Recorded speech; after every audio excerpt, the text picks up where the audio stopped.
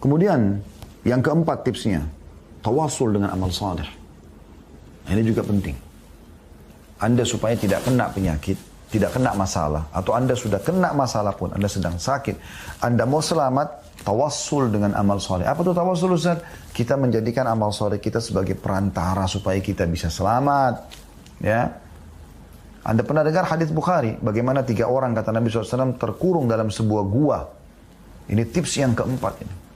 Selalu bertawassul dengan amal soleh, selalu dekatkan diri kepada Allah SWT dan niatkan amal soleh yang sedang kita kerjakan itu menjadi penyebab kita bisa selamat gitu. Walaupun kita belum tertimpa ya, seperti itu.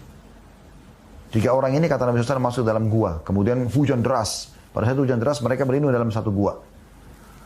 Kemudian ada satu batu besar jatuh dari atas menimpa pintu gua tersebut sehingga mereka tidak bisa keluar. Maka salah satu dari mereka mengatakan, sepertinya kita harus saling menyebutkan atau kita menyebutkan amal soleh kita yang paling kita unggulkan yang pernah kita kerjakan masing-masing. Semoga dengan itu Allah bisa keluarkan kita dari gua ini. Apa yang terjadi?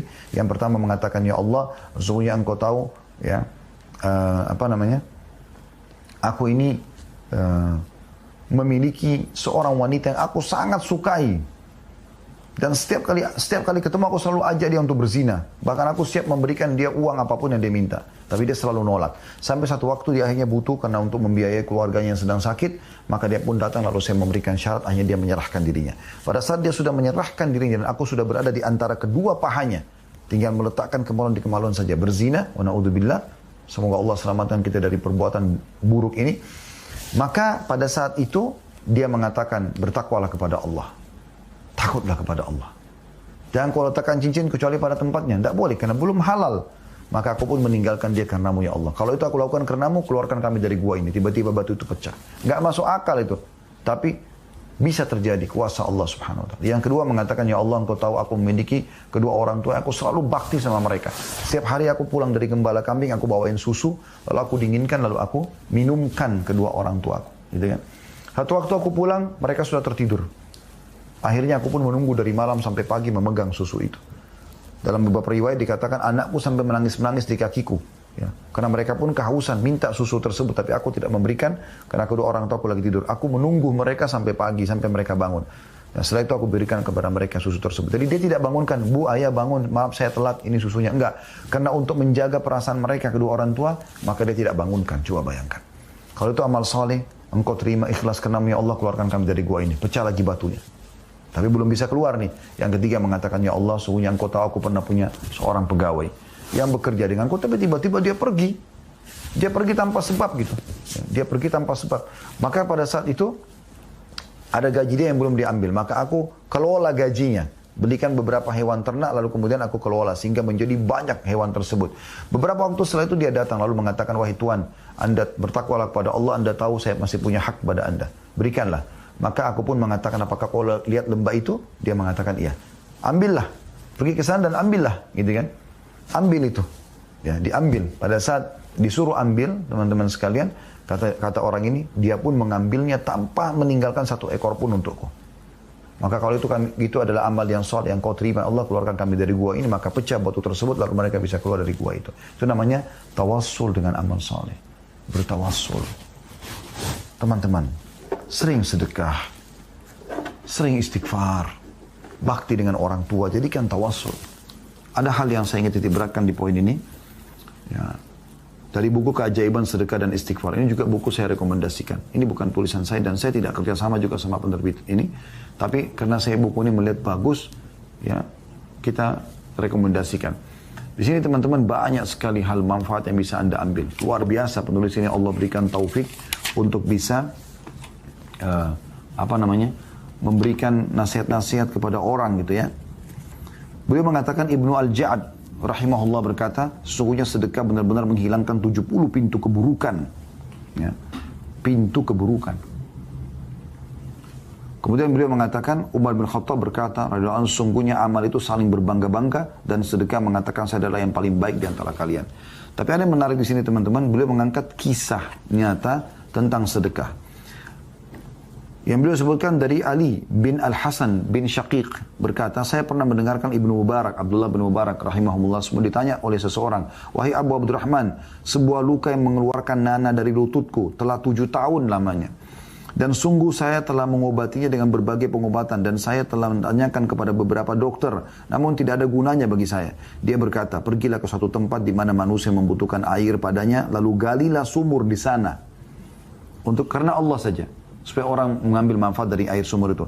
Karena saya berharap di sana muncul mata air hingga darah lukamu itu bisa berhenti. Artinya dengan kau lakukan itu semoga saja kau bertawassul Allah sembuhkan lukamu. Lalu orang itu melakukan saran tadi maka dia sembuh dari sakitnya dan segala puji bagi Allah. Ya. Al-Baihaqi juga berkata dalam makna yang seperti ini juga terdapat kisah Syekh kami Al-Hakim Abu Abdullah rahimahullah di mana wajahnya telah luka dan dia berobat dengan berbagai macam pengobatan namun luka tersebut belum juga sembuh hingga kira-kira setahun lamanya. Lalu dia memohon kepada seorang ustadz namanya Imam Uthman As-Sabarani agar mendoakan kesembuhan untuknya dalam majelisnya di hari Jumat. Lalu sang ustadz mendoakannya dan sebagian manusia mengaminkan doanya. Ketika tiba hari Jumat berikutnya seorang wanita datang majelis. Dalam majlis dilemparkan selembar kertas kepadanya berisi perintah agar dia pulang ke rumahnya. Lalu dia bersungguh-sungguh untuk berdoa untuk Al-Hakim Abu Abdillah pada malam tersebut. Al-Hakim Abu Abdillah kemudian dia bermimpi melihat Rasulullah SAW bersabda kepadanya, katakanlah kepada Abu Abdillah agar dia memberikan air kepada kaum muslimin. Lalu saya membawa selembar kertas tersebut kepada Al-Hakim dan kemudian dia memerintahkan untuk membangun saluran air di depan rumahnya. Dan ketika mereka selesai membangunnya maka dia memerintahkan untuk menumpahkan air ke dalamnya dan melemparkan es ke dalam air. Lalu orang-orang memanfaatkan air dari sumur tersebut untuk kebutuhan minum mereka. Dan tidak lewat dari seminggu terlihat kesembuhan lukanya dan lenyaplah luka tersebut. Lalu kembalilah wajahnya seperti sedia kala dan dia hidup setelah kejadian itu beberapa tahun. Dan sekian banyak. Di sini ada juga sedekah menjadi penyebab sembuhnya seorang ibu. Ya, ada lagi kisah yang lain. Allah menyembuhkan dari kanker dan sebabnya adalah sedekah. Itu kisah-kisah nyata yang diangkat oleh beliau. Ya. Kemudian selamat dari kejadian tragis karena sedekah. Ya, para dokter sudah mengatakan, ini cerita yang lainnya, harapan sudah tidak ada, namun sedekah berkata harapan kesembuhan masih ada. Ini kisah nyata ya diangkat oleh beliau. Kisah-kisahnya cukup banyak. Kemudian batu ginjal sembuh karena sedekah. Kisah-kisah nyata. Kemudian sebuah rumah yang tidak pernah dimasuki oleh dokter karena sedekah. Mereka punya kotak amal yang semua keluarga bersedekah di situ lalu disedekahkan setiap sudah terkumpul gitu. Kemudian sedekah dan istighfar adalah obat dari kemandulan ya. Dan sekian banyak kisah-kisah yang diangkat oleh beliau di sini ya. Karena melihat waktu saya ringkaskan. Begitu juga dengan tawassul dengan istighfar teman-teman sekalian, memperbanyak istighfar. Ya. Perhatikan sabda Nabi SAW ini luar biasa gitu. Hadis Qudsi, Nabi SAW bersabda, Allah berfirman, Man da'ani fir rakha'i ajabtuhu fir syiddah. Siapa yang rutin berdoa kepada aku di kala lapang, di kala sehat, ya, di kala lagi kaya, lagi nggak ada masalah, niscaya aku akan mengabulkan doanya di kala dia lagi susah. Jadi tips supaya kita diterima doanya pada saat lagi susah adalah kita justru berdoa di saat lapang. Wa man sa'alani a'taituhu, dan siapa pun yang minta pasti aku akan berikan, kata Allah.